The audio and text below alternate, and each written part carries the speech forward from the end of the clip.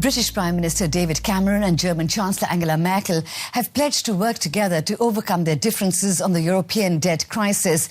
Speaking of their talks in Berlin, Cameron said strengthening the euro was in Britain's interests. But the two leaders still have key differences on how to solve Europe's financial problems. At a news conference in Berlin, David Cameron called for decisive action to stabilize the Eurozone, while Merkel tended more toward a step-by-step approach. She also wants more Europe, with member states ceding sovereignty on fiscal policy issues. Ich habe in diesem Zusammenhang deutlich gemacht, the Eurozone has violated the Stability and Growth Pact more than 60 times since the euro was introduced. And in this context, I've made it clear that it's important for us to have greater cohesion and more powers of discipline for the European institutions. Möglichkeiten für die europäischen Institutionen brauchen.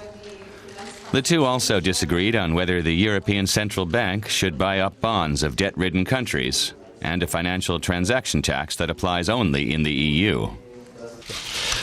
Britain has a very clear view that a global financial transactions tax is, of course, acceptable. That would be something that everyone does together.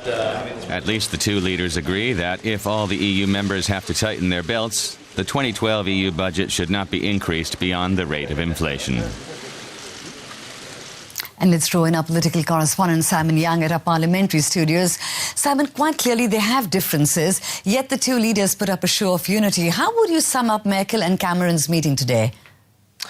Well, I think this is a case of the two leaders agreeing to disagree.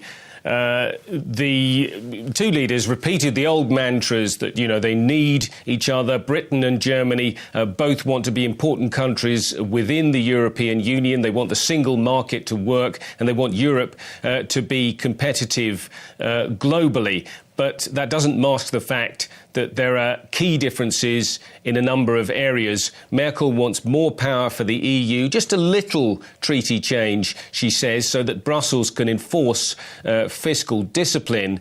But Cameron, of course, wants to claw back powers from Brussels, as many in his party would put it, and he's very nervous of the can of worms that any treaty changes could open up. Merkel wants a financial transaction tax.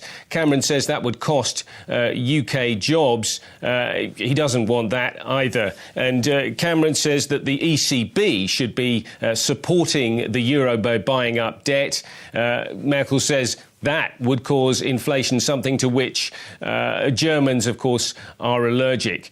So differences on a number of areas. Cameron can't take the lead on how to save the euro because his country isn't in the eurozone. But I suppose it's questionable whether any political leader can really take the lead on that question, because the fate of the euro is now being decided day by day on the financial markets.